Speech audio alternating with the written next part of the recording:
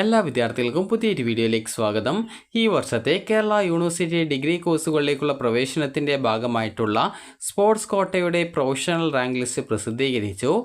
Rank ലിസ്റ്റിൽ ഉൾപ്പെട്ട വിദ്യാർത്ഥികൾ ജൂൺ 30 ഉച്ചയ്ക്ക് 12 മണിക്കുള്ളിൽ വിവിധ കോളേജുകളിൽ പങ്കെടുക്കേണ്ടതാണ്. അതായത് ഈ ഒരു സ്പോർട്സ് കോട്ട അലോട്ട്മെൻറ്റിൽ പങ്കെടുക്കേണ്ടതാണ്.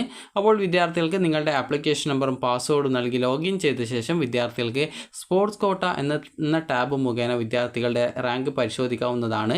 അപ്പോൾ ഈ ഒരു സ്പോർട്സ് കോട്ടയുടെ അഡ്മിഷനുമായി ബന്ധപ്പെട്ടുള്ള വിദ്യാർത്ഥികൾക്കുള്ള ഇൻസ്ട്രക്ഷൻസ് ഈ ഒരു വെബ്സൈറ്റിൽ, അതായത് നിങ്ങൾക്ക് admissions.keralauniversity.ac.in/FIUGP2025/index.php എന്നുള്ള പേജിൽ പോയി നിങ്ങൾക്ക് sports quota professional rank list published on 27/6/2025 instructions click here എന്ന് പറഞ്ഞുകൊണ്ട് കൊടുത്തിട്ടുണ്ട്. അപ്പോൾ ഈ ഒരു കേരള സർവകലാശാല 1ാം വർഷ ബിരുദ പ്രവേശനം 2025 ബന്ധപ്പെട്ട് സ്പോർട്സ് കോട്ട സീറ്റുകളിലേക്കുള്ള റാങ്ക് ലിസ്റ്റ് പ്രസിദ്ധീകരിച്ചു. കോളേജിൽ ഹാജരാവേണ്ട തീയതി ജൂൺ 30 അപ്പോൾ നിങ്ങൾക്കുള്ള നിർദ്ദേശങ്ങൾ നോക്കാം. അപ്പോൾ കേരള സർവകലാശാലയുടെ 1ാം വർഷ ബിരുദ പ്രവേശനം സ്പോർട്സ് കോട്ട സീറ്റുകളിലേക്കുള്ള റാങ്ക് ലിസ്റ്റ് പ്രസിദ്ധീകരിച്ചിട്ടുണ്ട്.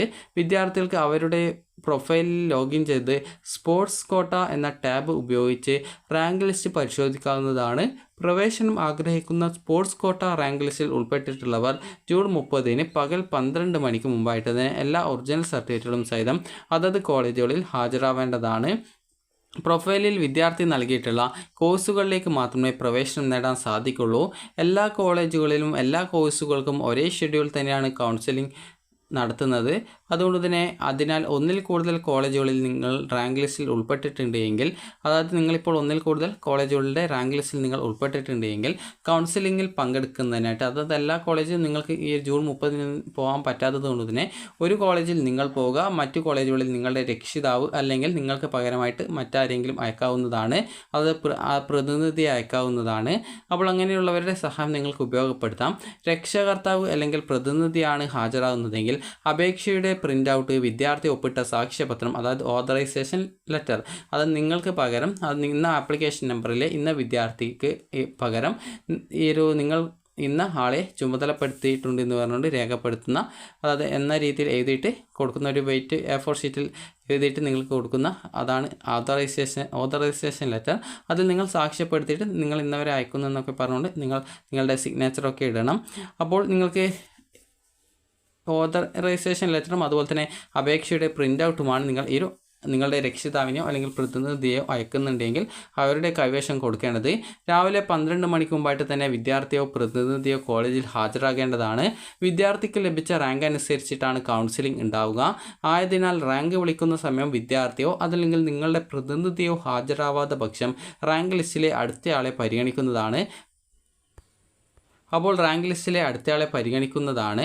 അതുപോലെ തന്നെ ഇങ്ങനെ സീറ്റ് നഷ്ടപ്പെടുന്ന വിദ്യാർത്ഥികളെ പ്രസ്തുത സീറ്റിലേക്ക് പിന്നീട് യാതൊരു കാരണവശാലും പരിഗണിക്കുന്നതല്ല എന്നുള്ളത് പറഞ്ഞിട്ടുണ്ട്. അതുപോലെ തന്നെ അഡ്മിഷന് ഹാജരാകുന്നവർ എല്ലാ സർട്ടിഫിക്കറ്റുകളുടെയും ഒറിജിനൽ ഹാജരാക്കേണ്ടതാണ്.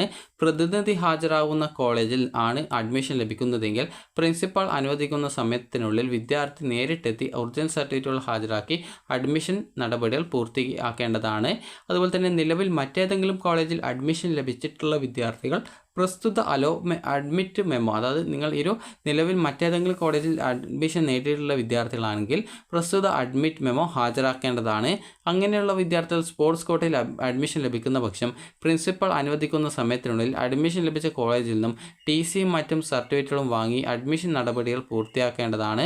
പ്രിൻസിപ്പൽ അനുവദിക്കുന്ന സമയത്തിനുള്ളിൽ അഡ്മിഷൻ നടപടികൾ പൂർത്തിയാക്കാത്തവരുടെ സീറ്റ് ഒഴിവുള്ളതായിട്ട് പരിഗണിക്കുന്നതും അടുത്ത ഘട്ടത്തിലെ കൗൺസിലിങ്ങിൽ ഈ ഒരു സീറ്റ് നികത്തുന്നതുമാണ്. ഇങ്ങനെ സീറ്റ് നഷ്ടപ്പെടുന്ന വിദ്യാർത്ഥികളെ പ്രസ്തുത സീറ്റിലേക്ക് പിന്നീട് യാതൊരു കാരണവശാലും പരിഗണിക്കുന്നതല്ല. വിദ്യാർത്ഥികൾ സ്കാൻ ചെയ്ത് അപ്ലോഡ് ചെയ്ത സർട്ടിഫിക്കറ്റുകൾ ഓൺലൈനായിട്ട് വെരിഫിക്കേഷൻ നടത്തിയാണ് റാങ്ക് ലിസ്റ്റ് തയ്യാറാക്കിയിരിക്കുന്നത്. ഒറിജിനൽ സർട്ടിഫിക്കറ്റുകൾ അതത് കോളേജുകളിൽ പരിശോധിക്കുന്നതാണ്. ഈ ഒരു ഘട്ടത്തിൽ സർട്ടിഫിക്കറ്റുകളിൽ എന്തെങ്കിലും തെറ്റുകുറ്റങ്ങൾ കണ്ടെത്തിയാൽ അഡ്മിഷൻ നിരസിക്കുന്നതാണ്. അതുപോലെ പ്രൊഫൈലിൽ നൽകിയിട്ടില്ലാത്ത സർട്ടിഫിക്കറ്റുകളൊന്നും തന്നെ അഡ്മിഷൻ സമയത്ത് പരിഗണിക്കുന്നതല്ല. അതുപോലെ അഡ്മിഷൻ ലഭിക്കുന്ന വിദ്യാർത്ഥികൾ യൂണിവേഴ്സിറ്റി അഡ്മിഷൻ ഫീസ് അവരുടെ പ്രൊഫൈലിൽ കൂടി ഓൺലൈനായിട്ടാണ് അടക്കേണ്ടത്. അതായത് 1390 സംതിങ്ങും അതുപോലെ തന്നെ ഈ ഒരു ജനറൽ കാറ്റഗറി ആണെങ്കിൽ 2800. അപ്പോൾ ആ ഒരു ഫീസ് നിങ്ങൾ ഓൺലൈനായിട്ടാണ് അടക്കേണ്ടത്. ഇതിലേക്കുള്ള ലിങ്ക് കോളേജിൽ നിന്നും ആക്റ്റീവാക്കി നൽകുന്നതാണ്. വിശദ വിവരങ്ങൾക്ക് നിങ്ങൾക്ക് ഈ ഒരു കേരള യൂണിവേഴ്സിറ്റി വെബ്സൈറ്റ് സന്ദർശിക്കുക എന്നാണ് പറഞ്ഞിട്ടുള്ളത്. അപ്പോൾ ഇത്രയുമാണ് വിദ്യാർത്ഥികൾക്കുള്ള നിബന്ധനയായിട്ട് പറഞ്ഞിട്ടുള്ളത്. അതായത് സ്പോർട്സ് കോട്ടയിൽ നിങ്ങൾ ആ റാങ്ക് ലിസ്റ്റിൽ ഉണ്ടെങ്കിൽ നിങ്ങൾക്ക് ഇഷ്ടപ്പെട്ട കോളേജ് ഏതാണ്, അതായത് നിങ്ങൾ ഈ ഒരു കേരള യൂണിവേഴ്സിറ്റി വെബ്സൈറ്റിലൂടെ നിങ്ങൾ ഓപ്ഷൻ നൽകിയിട്ടുണ്ടാകും, സാധാരണ ഓപ്ഷൻ കൊടുത്തിട്ടുണ്ടാകും. അപ്പോൾ അങ്ങനെ ഓപ്ഷൻ കൊടുത്തിട്ടുള്ള കോളേജിലേക്കും കോഴ്സുകളിലേക്കും മാത്രമാണ് നിങ്ങൾക്ക് സ്പോർട്സ് കോട്ടയായി അഡ്മിഷൻ കിട്ടുക.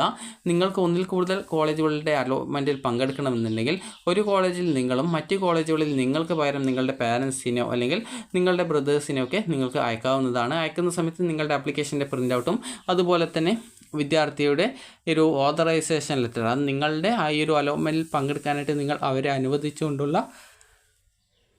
നിങ്ങളുടെ സിഗ്നേച്ചർ കൂടി ഇട്ടിട്ടുള്ള ഒരു വെയിറ്റ് A4 ഷീറ്റിൽ ജസ്റ്റ് നിങ്ങൾ ഇങ്ങനെ പങ്കെടുക്കുന്നതിനായിട്ടുള്ള ആ ഒരു അനുമതി, അതായത് നിങ്ങൾക്ക് പകരമായിട്ട് പങ്കെടുക്കാനായിട്ട് ചുമതലപ്പെടുത്തിയിട്ടുണ്ടെന്ന് പറഞ്ഞുകൊണ്ട് രേഖപ്പെടുത്തിയിട്ട് നൽകുന്നതാണ് ഓതറൈസേഷൻ ലെറ്റർ. അപ്പോൾ ഇത് എടുത്തുകൊണ്ട് നിങ്ങൾക്ക് ഒരു ജൂൺ 30 തിങ്കളാഴ്ച ഉച്ചയ്ക്ക് 12 മണിക്ക് മുമ്പായിട്ട് നിങ്ങൾ കോളേജിൽ നേരത്തെ തന്നെ പോവുക.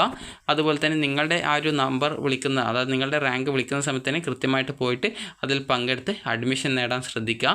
അപ്പോൾ നിങ്ങൾക്ക് ഈ ഒരു വീഡിയോ ഉപകാരപ്രദമായിട്ടുണ്ടെങ്കിൽ ലൈക്ക് ചെയ്യുക, ഷെയർ ചെയ്യുക. Thank you for watching.